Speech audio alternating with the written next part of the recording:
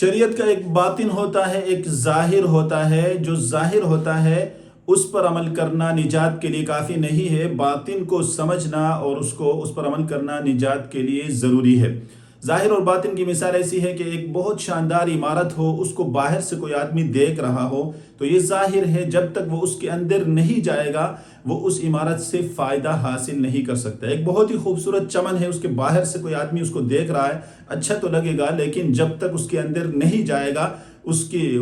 چمن کے، اس کے پھولوں سے اور اس کے جو ہے وہاں اگر میوے ہیں، باغات ہیں تو ان کے باغات سے وہ استفادہ نہیں کر سکتا۔ یہی حالت ہے، اللہ فرماتے یعلمون ظاہرا من الحیات الدنیا وهم عن الآخرۃ هم غافلون۔ یہ لوگ ظاہر جو جانتے ہیں لیکن آخرت سے یہ لوگ غافل ہیں۔ مطلب یہ ہے کہ باطن کو نہیں جانتے، جس کی وجہ سے یہ اصل جو اللہ کی نعمت ہے اس سے استفادہ نہیں کر سکتے۔ ظاہر اور باطن کے حساب سے ایک آیت کی تفسیر کی گئی ہے، وَسِيقَ الَّذِينَ اتَّقَوْا رَبَّهُمْ، ان کو چلا کر لے جایا جائے گا ان لوگوں کو جو ڈرتے ہیں اپنے پروردگار سے، الی الجنت، جنت کی طرف، زمراً،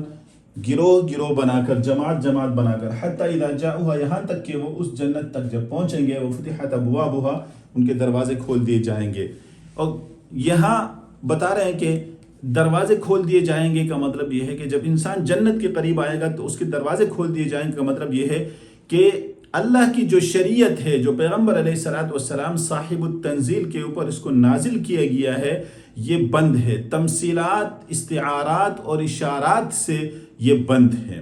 یہ پیغمبر پر تو اترا ہے، پیغمبر علیہ الصلوۃ والسلام سے جو لوگ ظاہری طور پر اس کو سیکھتے ہیں وہ تو صرف ظاہر کو سیکھتے ہیں۔ تو فرمایا کہ جنت میں جانے کے لیے ضروری یہ ہے کہ اس کو کھول دیا جائے، ان استعارات کو، ان اشارات کو کھول دیا جائے۔ جب ان کو کھولا جائے گا تو جس طرح انسان جو ہے کسی بند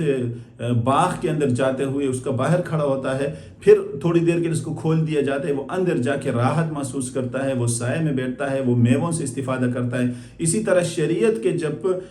باطن کو